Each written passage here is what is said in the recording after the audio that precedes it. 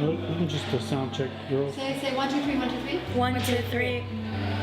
And again? 1, 2, 3. I should say first what I love. Yes, director. Start out. No, it's running now. You have to. What is one thing we love most about Grandma and Grandpa? Well, does it have to be something we both love? What if we love two different We could love two things? different things, but what should I love? I don't know what I'm saying. Don't ask me what you should love. What do you actually love? One thing I love most about Grandma and Grandpa are the parents. And not my Grandma and Grandpa, the parents. Can you say I love Grandma and Grandpa? One thing amongst many things we love about Grandma and Grandpa is The smell of their house.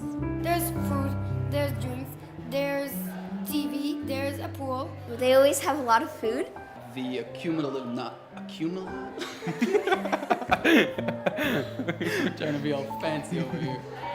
I just love driving in the car with Grandma and Grandpa. It's just so pleasant. Grandma and Grandpa are a living proof that true love really exists. I'll drink to that. Cheers. How much they love to make other people happy. How much they don't care so much about themselves, but love feeding all the grandchildren and love doing all these things that are not entirely for them, but really for everyone else's pleasure. We love you. I don't like these things. No, let's do it again. We get to see every sign. We Every get it read sign. out to us. It's just like a Yes. Right. it's like a free service. It's actually it's like one of those new cars that they're designing where you get warned like immediately like before the accident happens, even if the accident's never going to happen. Ron? One thing I absolutely love about Grandma and Grandpa, how supportive and encouraging they are.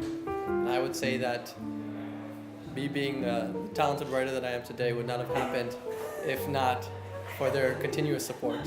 And I'm very grateful for them helping me to win this Emmy. Ron, pay attention. Ron, what are you doing driving over there? Stop. Knees. I know what I'm doing. One thing I love most. There's so many things. It's hard, really. I don't mean to sound corny.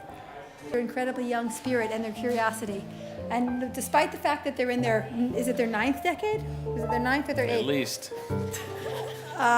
They just have this, they're just curious and always learning new things, and you're always able to engage and talk about any topic. They seem to have knowledge about it, and you can talk current affairs and you can sit and schmooze with them, and they're always interested in learning. They just never stop learning. The fun thing. Yes, it's amazing.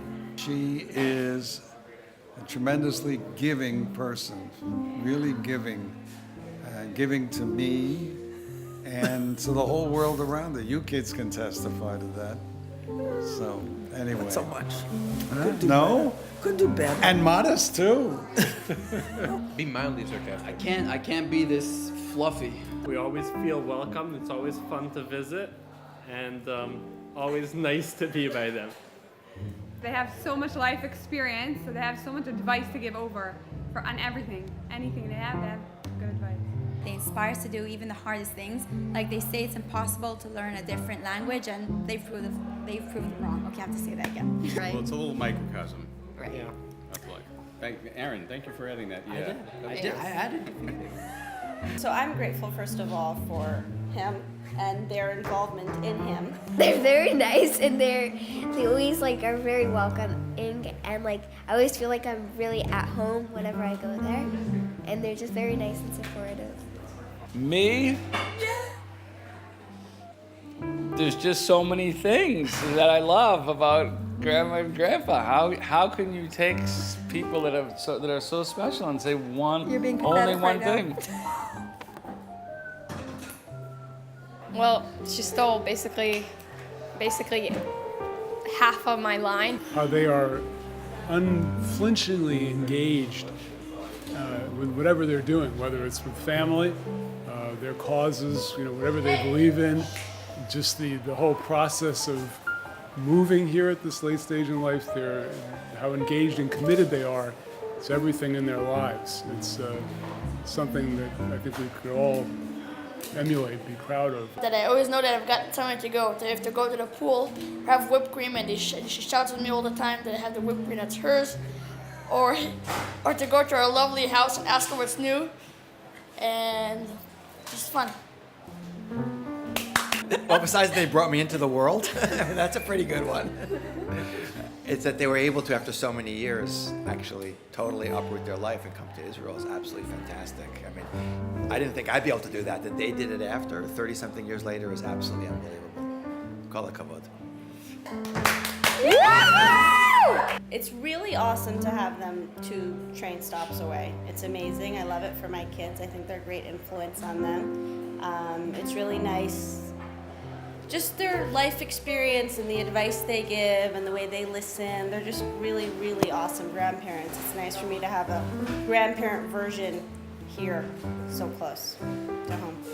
There's everything settled, but all there is no. And when I need a help, all I need to say is, can you help me, or what should I do, or where? And they got games and they know there, and I don't know. Very hospitable, in other words. I'm thinking, do I have to look at you when I'm thinking?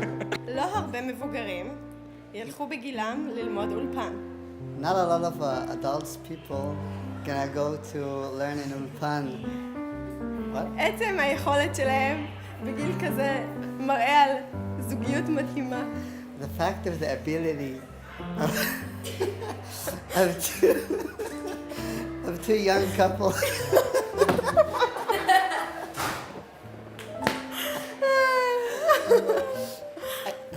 He's so Careful now. logical and sensible, and he keeps me grounded because I take off very often into the stratosphere because I live here, he lives more here, and thank God. It kind of like balances, because if everybody lived with me, we wouldn't, we'd be off somewhere, God knows where. They liked you. That was a good, wise thing, right? It took a few years. But I think now we're doing pretty good. Cut. Then when I come there, they're all hospitable. And they give us food and drinks, give us tips about life and Musar and stuff like that. And it's good. It's nice. Can you say I love Grandma and Grandpa? That wasn't good. Go with where you're going. We won't, what I feel deep inside. Let it out. Their unique connection. I personally love the way their conversation goes, which is usually like, Grandpa starts, well, it's, I think it was like 1957. No, Ron, it was 1955. No, Nee, it was 1957. Ron, it was 1957. Okay, you're right. Anyway, we're 5 of us. No, we're 3 of us. Nee, I'm telling you, we're 5 of us. No, definitely 3 of us. Okay, you're right. And so on and so forth for like about 25 minutes. But you didn't tell what he did. Oh yes, yeah. There's always food, which is awesome. And there's always a place to crash with all the crisis going on, you know? Life is full of obstacles. Are you okay? No. Let's do it again with you by yourself. No. The amount of knowledge they've gathered after a long time of living, and I. The end. I hate these stuff. You have an amazing relationship that we inspire ourselves. יש לכם זוגיות נפלאה שאנחנו מעריצים ומעריכים. What I'm supposed to do? That's more easy to me to translate from English to Hebrew. That's why. You see how difficult this is for us? So thinking that you could do this is amazing. And your relationship together is incredible. And we wish ourselves to have such a good relationship. We wish ourselves to be this way. Every time they come to us for Shabbat and they sit after lunch at a table and they do their Ulpan homework, then kol hakavod, I couldn't do it at the age of 20 or something when I came, and here they are doing it at age 80, and I take my hat off to them. They're amazing. Don't take your hat off. I will not take my hat off to them, figuratively speaking. And he's also extremely smart, your dad. Very, very smart. Shown in our Hebrew lessons. Smartest thing I ever did was to find you, my dear. Not every day do you think that, but well, most days. Most days. You don't want to be too consistent in this life. They're good parents. And look, they raised Rebecca, and they gave me an incredible woman as my wife. And not only that, they have very high standards. They set the bar very high. So they keep us growing. And what's most special is 60 years. That's a very high bar. 60 years of fairly happy marriage. That's a high bar for us to all. We better keep working, mimic. dear, right? 60 years with that woman? It's wonderful and amazing that they've been married for 60 years. There's always a place to run away from home. And it's awesome. And they're always there to listen. They always have like a ton of advice. And there's no way of getting out of there less than an hour. What? That was perfect. That was Oh. They're really old and I love it. Even when Daddy goes out to buy grocery shopping, I'm a little anxious till he gets to the door. And the minute the door opens, he'll hear the famous Ron. To which I respond, that's my name. They are incredibly wise. They are wise parents, they are wise grandparents, and it is as if they've been studying the Torah all their life because they've integrated these ideas and they've made great parents and grandkids. As a result, great kids, great grandkids. Even though they have a lot of experience and a lot of knowledge, they're very, very young. They're still like in love, like 20-year-olds just started dating and all the kind of cute fights, and you can still talk to people quite a lot younger than them and you feel equal. We just love everything about them. And the best grandparents we could ever wish to have. And happy anniversary.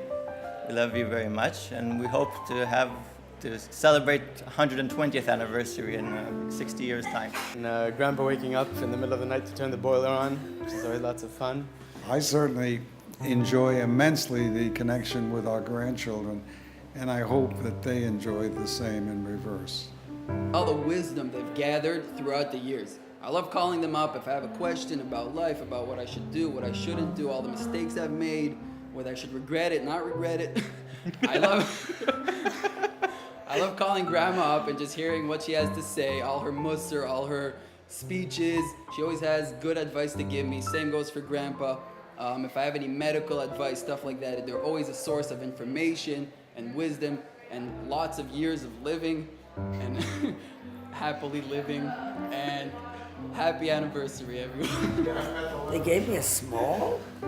That's what I call optimistic. Small. That's not.